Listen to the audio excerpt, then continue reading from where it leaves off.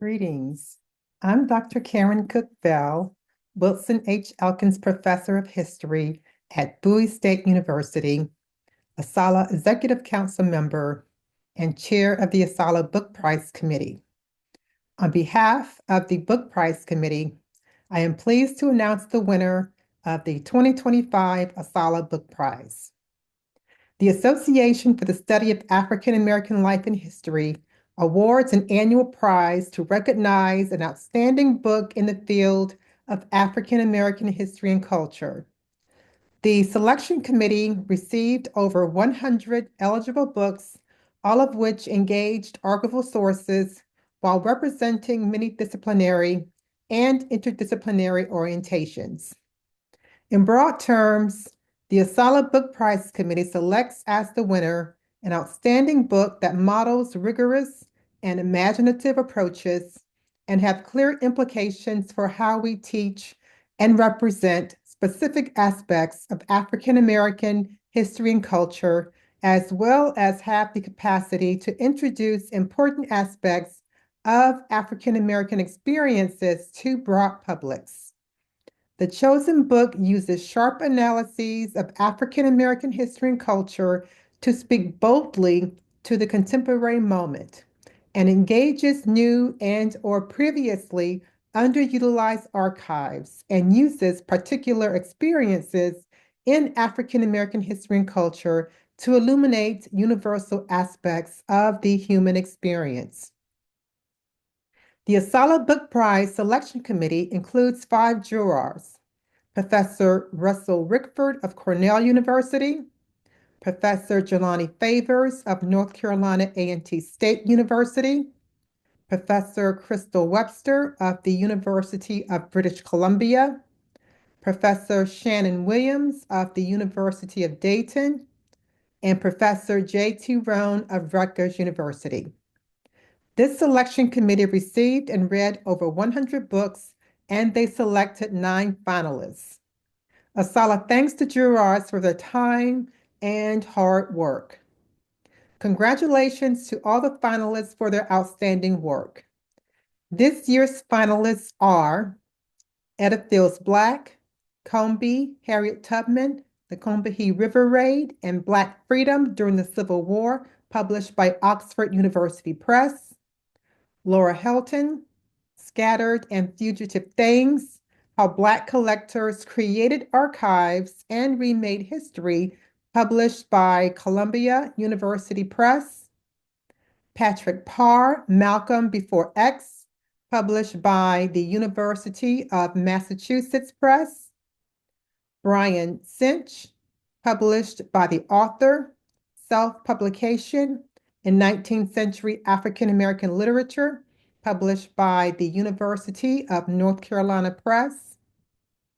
Max Felter Cantor, Dare to Say No, Policing and the War on Drugs in Schools, published by the University of North Carolina Press. Christina Davidson, Dominican Crossroads, H.C.C. Astwood, and the Moral Politics of Race Making in the Age of Emancipation, published by Duke University Press. Crystal Sanders, A Forgotten Migration, Black Southerners, Segregation Scholarships, and the Debt Owed to Public HBCUs, published by the University of North Carolina Press. Callie Gross, Vengeance Feminism, The Power of Black Women's Fury in Lawless Times, published by Seal Press. And Daniel Widener, Third Worlds Within, Multi-Ethnic Movements and Transnational Solidarity, published by Duke University Press. The winner of the 2025 ASALH Book Prize is Dr. Callie Gross for her book, Vengeance Feminism, The Power of Black Women's Fury in Lawless Times. Here to share the committee's perspective on the selection of Vengeance Feminism is committee member J.T. Roane.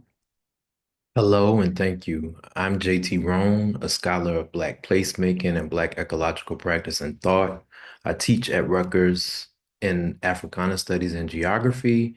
And it's my extreme, if also slightly nerve-inducing honor to present the 2025 ASALH Book Prize to one of the scholars whose work has made my own possible, Dr. Callie Gross. Gross's most recent book, Vengeance Feminism, The Power of Black Women's Fury in Lawless Times, is a tremendous contribution to history, Black studies, feminist studies, and other fields. The committee is honored to award Gross for her intellectual contribution with this prestigious and important recognition. In a year of tremendous submissions, made evident by the list of finalists and the rich and robust submissions received, the committee found this work to be a creative and timely intervention that lasted with each of us, sticking with us beyond our initial reading, conceptually, politically, and otherwise in our own trying and lawless times. I know personally, when I sat back to write about some of my own materials, I had to think differently with them after Gross's work, a testament to the personal and collective impact the committee expressed in our engagements with it. Bringing to the fore Black women's acts of violence in the service of vengeance and assessing these for their feminist potential, Gross's book is absorbing, provocative, and challenging. Based on prodigious research centered in late 19th century Philadelphia and spanning various kinds of available sources in creative ways, and also building on her previous work, Vengeance Feminism opens acts of retributive violence through a carefully composed and compelling series of stories combined with astute analysis. The most challenging chapter, the final one, which centers infanticide, is also a pointed intervention in our own political context of the return to repression for basic reproductive autonomy. Gross's work hit all the categories of the selection committee's rubric. Gross modeled rigorous and imaginative approaches to our field with beautifully written prose, pointed political, social, and pedagogical implications, sharp analysis, and a bold interpretation that will unsettle and open new queries across a few fields for time to come.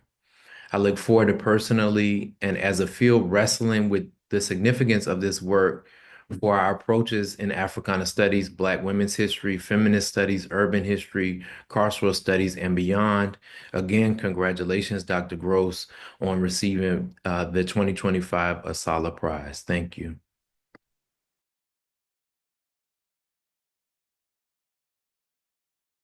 Good morning. I want to take this opportunity to thank the selection committee. I'm deeply honored and very humbled to have won the 2025 ASALH Book Prize for my work, Vengeance Feminism, The Power of Black Women's Fury in Lawless Times. When I finished this book, a good friend and colleague warned me not to expect prizes and accolades for it, because it wasn't an account of Black women's noble suffering or histories of Black women organizing in respectable ways, largely on behalf of the Black community. And to be honest, I agreed. I had resigned myself that this would probably be its fate, because our society is not accustomed to accounts of Black women lashing back, seizing court victories, and taking control of their lives on their own terms, particularly in a time period where they existed as citizens in name only. Even so, it is messy and violent and haunting. The stories aren't tidy. It was a hard book to write. Even so, I took comfort in the accounts because there were histories where Black women weren't constantly powerless victims, buffeted around helplessly by the savagery of the systems.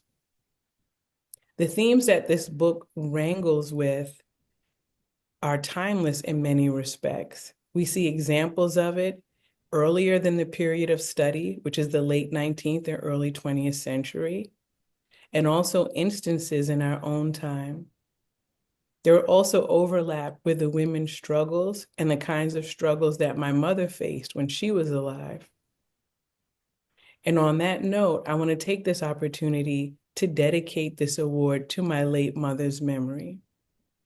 June Maria Gross, we love you always, and we miss you, Ma. Thank you. And thank you to the members of ASALH and to the Selection Prize Committee. This is awesome.